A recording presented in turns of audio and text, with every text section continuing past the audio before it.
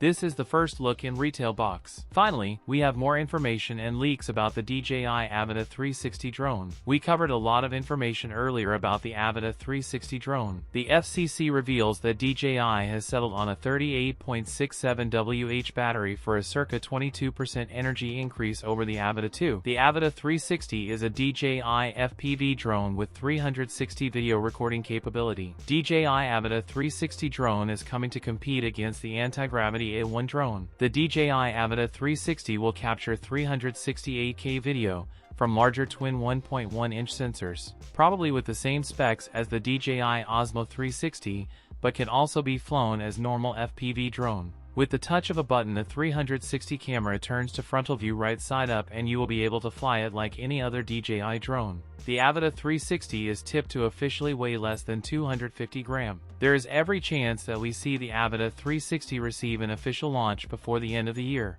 DJI hopes to launch the Avata 360 for around 5,000 Chinese yuan in China. That's it for today's video. If you enjoyed it, don't forget to like, comment, and subscribe for more content. Thanks for watching, and I'll see you in the next one.